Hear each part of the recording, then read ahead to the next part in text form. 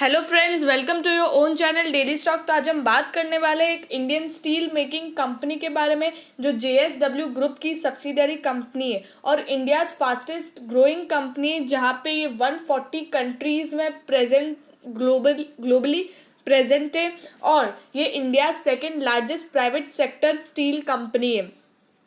ये 1982 में फाउंड हुई थी और इसका रेवेन्यू लगभग $12 बिलियन के लगभग है। JSW इंडियाज फर्स्ट कंपनी है to produce 1 crore ton of steel per annum. आगे बढ़ने से पहले अगर आपने हमारे चैनल को सब्सक्राइब नहीं किया हो तो आप हमारे चैनल को सब्सक्राइब ज़रूर कर दीजिएगा। हमारा इंस्टाग्राम पे भी पेज है, अगर आपने उसको फॉलो नहीं किया हो तो आप उसको फॉलो ज़रूर कर दीजिएगा, क्योंकि वहाँ पर हम डेली अपडेट करते हैं लाइक कौन सी कंपनी क्या डिविडेंड दे रही है या किसका कब AGM मीटिंग है, हम सारी इन्फॉर्मेशन वहाँ पर भी देते हैं। तो आपको डेली टू डेली आपको अपडेट रहेगा। हमने लिंक डिस्क्रिप्शन में दी हुई है, तो आप वहाँ से डायरेक्टली फॉलो कर सकते हो। अब हम कंपनी के बारे में बताएंगे। JSW स्टील एक आयरन और स्टील प्रोडक्ट्स प्रोड्यूस करने वाली कंपनी है, जहाँ पे ये सबसे ज़्यादा स्टील प्रोड्यूस करती है। जैसे कि मैंने बोला था, India second largest private sector है टू प्रोड्यूस स्टील। उसके बाद इनका मेन काम क्या है? प्रोडक्शन और डिस्ट्रीब्यूट करना आयरन और स्टील प्रोडक्ट्स को। अब हम फंडामेंटली देख लेंगे। मार्केट कैपिटलाइजेशन है इसका 74,317 करोड़ का इसका मार्केट कैपिटलाइजेशन है। मार्केट लॉट जितना आपको बाय करना हो उतना। इसका बुक वैल्यू है 2.07 रुपीज़ 2.07 और इसका प्राइस अर्निंग रेशियो है 50.41 और इसका इंडस्ट्री का पी है 9.92। इट मीन्स ये अभी प्रीमियम बेस्ड मतलब प्रीमियम पे इसका प्राइस चल रहा है, तो बहुत ज़्यादा महंगा है और अभी आपको बाय नहीं करना चाहिए। डिविडेंड यील्ड है इसका 0.65%। बुक वैल्यू इसकी 148.79। बुक वैल्यू इसकी कम है as compare to current price value. Earning per share है 6.1 रुपीज़। फेस वैल्यू इसका 1 है। डिविडेंड 200% है। पुट कॉल रेशियो है इसका 12.99 और डिलीवरेबल चार्ज इसका 15.38%। अब हम फाइनेंशियली देख लेंगे इसका रेवेन्यू और प्रॉफिट। रेवेन्यू आप देख सकते हो इंक्रीजिंग और डिक्रीजिंग वे में है। जैसे कि 2017 से 2019 तक हर साल इंक्रीज हुआ है। जैसे कि 2017 में 55.75 थाउजेंड करोड़ इसका रेवेन्यू था और 2019 में 84.96 थाउजेंड करोड़ का इनका रेवेन्यू है। लेकिन 2020 में ये डिक्रीज बहुत ज़्यादा डिक्रीज़ हो गया है, जहाँ पे पूरा मतलब 73.87 थाउजेंड करोड़ पे आ गया है। और जैसे कि आप प्रॉफिट देख सकते हो, प्रॉफिट भी इंक्रीजिंग टर्म में है 2017 से 2019 तक। जैसे कि 2019 में 7.63 थाउजेंड करोड़ इसका प्रॉफिट है, लेकिन 2020 में 4.03 थाउजेंड करोड़, मतलब कितना ज़्यादा डिक्रीजिंग में आ गया है। तो ये बहुत ही नेगेटिव बात है कि कंपनी में प्रोडक्शन डिस्ट्रीब्यूशन कम होने लग गया है और इसके जो कॉम्पिटिटर्स है वो इंक्रीज हो गए हैं, या फिर इनकी क्वालिटी अच्छी नहीं है जो लोगों को पसंद नहीं आ रही है उस वजह से। और पैंडेमिक भी आ गया है जिस वजह से इनका प्रोडक्शन रुक गया है। तो ये बहुत सारे फैक्टर्स है, इसलिए इनका रेवेन्यू और प्रॉफिट डिक्रीज हो गया है। अब हम प्रमोटर होल्डिंग भी देख लेंगे। इनका प्रमोटर होल्डिंग भी कुछ ज़्यादा खास नहीं है, सिर्फ 44.07% इनका प्रमोटर होल्डिंग है। उसमें से भी 11.58% इन्होंने प्लेज किया हुआ है, जो बहुत ज़्यादा जो अच्छी बात नहीं है। म्यूचुअल फंड होल्डिंग्स भी 2.42% है और DII से इनके 5.84% और FII से 13.33%। FIIs भले ही अच्छे हैं, लेकिन जो बाकी की होल्डिंग्स अगर हम देखें तो वो अट्रैक्टिव नहीं है। और अदर पार्टीज अगर आप देखो तो 36.74% है। जैसे कि जो छोटे मोटे इन्वेस्टर्स हैं उन्होंने ज़्यादा इन्वेस्ट किया हुआ है, लेकिन जो मेन बड़े बड़े इन्वेस्टर्स हैं उन्होंने इतना इन्वेस्ट नहीं किया हुआ है इस कंपनी में। अब हम टॉप लाइन और बॉटम लाइन देख लेंगे। जैसे कि आप टॉप लाइन देख सकते हो, मार्च 2018 में 70,392 करोड़ इनका जो मेन टोटल इनकम था, जहाँ पर सेल्स और अदर इनकम को अगर ऐड करते हैं तो।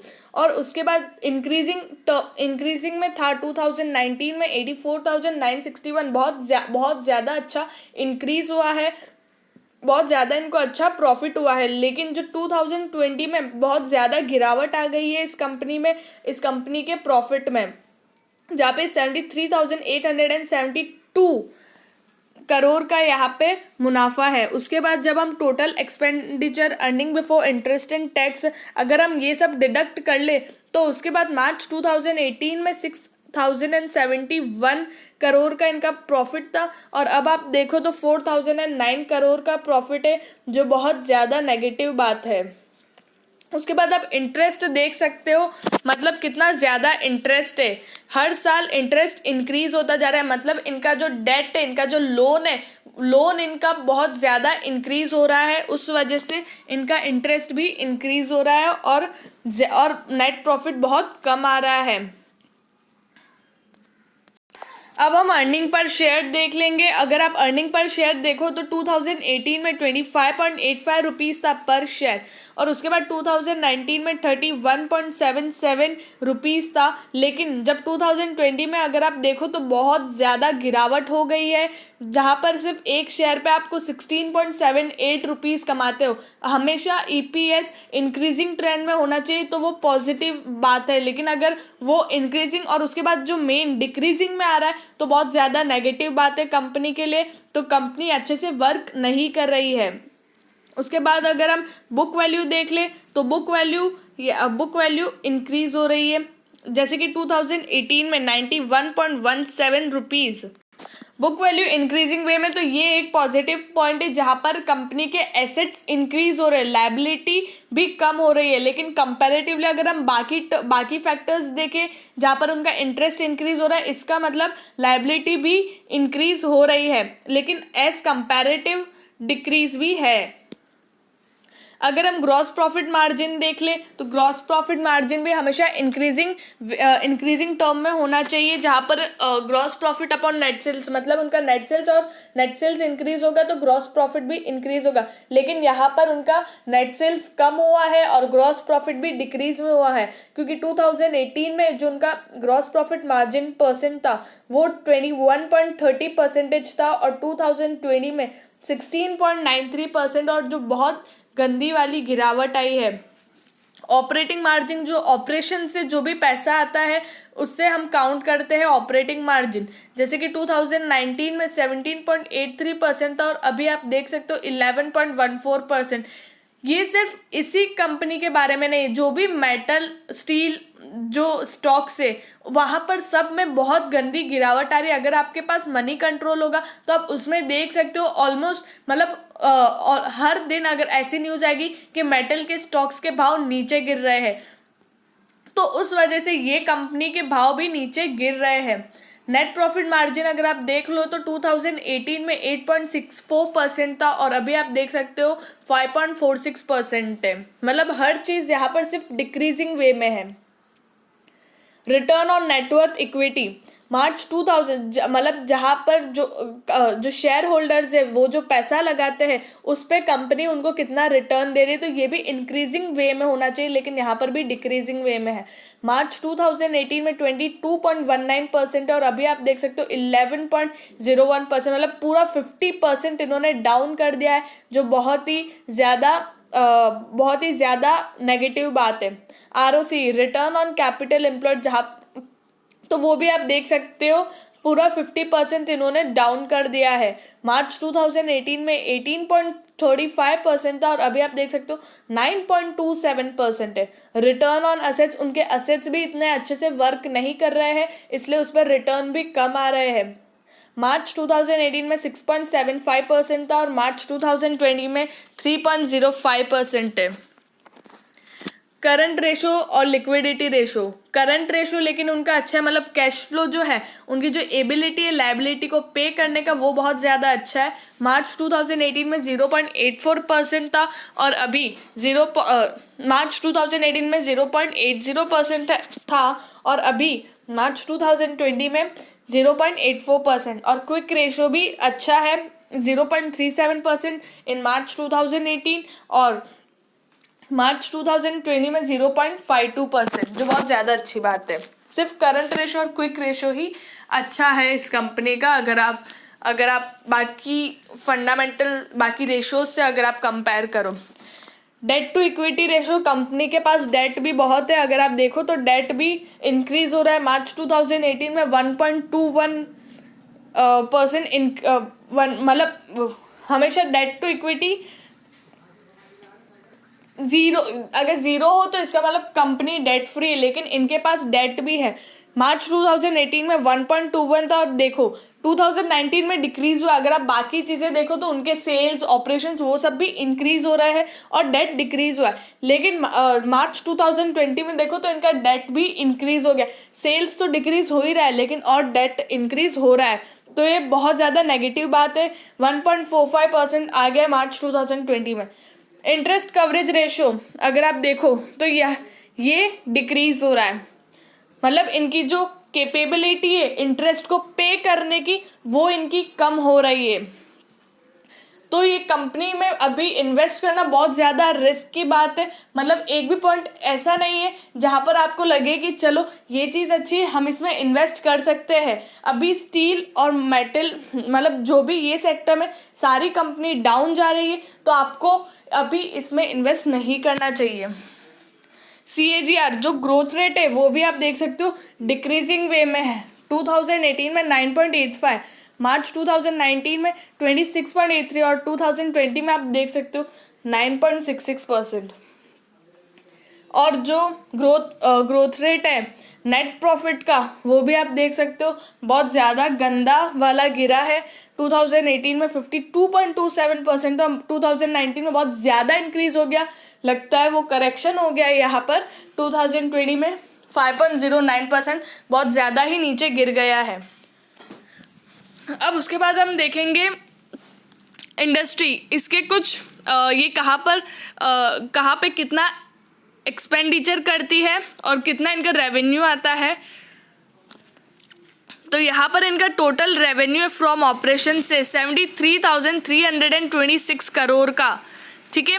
और इनका जो ऑपरेटिंग एबिटिडा है, मतलब earning before interest and tax, depreciation, amortisation, वहाँ पर इनका जो पैसा जाता है वो है 11,873 करोड़ का। इनका नेट प्रॉफिट आता है 3,919 करोड़ का। और अगर एबिटिडा पर टन देखें तो $112, इतना इनका एबिटिडा पर टन है, इतना एक्सपेंडिचर।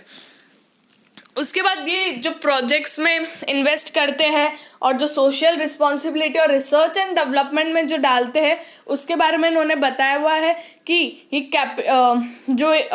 इनके प्रोजेक्ट्स को डेवलप करने के लिए और उसमें इन्वेस्ट करते हैं 10,200 करोड़ रुपीस, इतना ये वहाँ पर इन्वेस्ट करते हैं। और उसके बाद इस CSR एक्टिविटी, मतलब सोशल रिस्पॉन्सिबिलिटी, सोशल वर्क के लिए ये 152 करोड़ इन्वेस्ट करते हैं। और उसके बाद रिसर्च एंड डेवलपमेंट में कितना स्पेंड करते हैं, 56 करोड़ का रिसर्च एंड डेवलपमेंट भी, उसमें भी पैसा डालते हैं। लेकिन ये भले ही पैसा डाल रहे हैं लेकिन उसका कुछ आउटपुट अभी आपको नहीं दिख रहा है। उसके बाद परमानेंट एम्प्लॉयज़ कितने हैं, 13,159, और जिसमें से वुमेन इन द वर्कफोर्स, मतलब वुमेन कितनी है, 5% वुमेन है। उसके बाद 255 विलेजेस, मतलब वहाँ पर ये काम करते हैं, इनका प्रोडक्शन होता है। और 4 स्टेट्स है जहाँ पर ये CSR एक्टिविटीज़, मतलब 255 विलेजेस में ये CSR एक्टिविटी करते हैं। उसके बाद ये गवर्नमेंट और सोसाइटी को कितना देते हैं, 11,145 करोड़ एक गवर्नमेंट और सोसाइटी के लिए करते हैं, उनको पे करते हैं, उनको देते हैं। और 1.35 लाख चिल्ड्रन को ये हर दिन मतलब फीड करवाते हैं, जहाँ पर 540 government schools in Ballari, Karnataka, in association with the Akshay Patra Foundation and the government of Karnataka, वहाँ पर ये इतना एक्सपेंड करते हैं और इतने बच्चों को पढ़ाते हैं, उनको फीड करवाते हैं, तो ये चीज़ें अच्छी है। लेकिन हम इनके टर्म्स के इन बेसिस के ऊपर कंपनी के शेयर्स नहीं खरीद सकते हैं।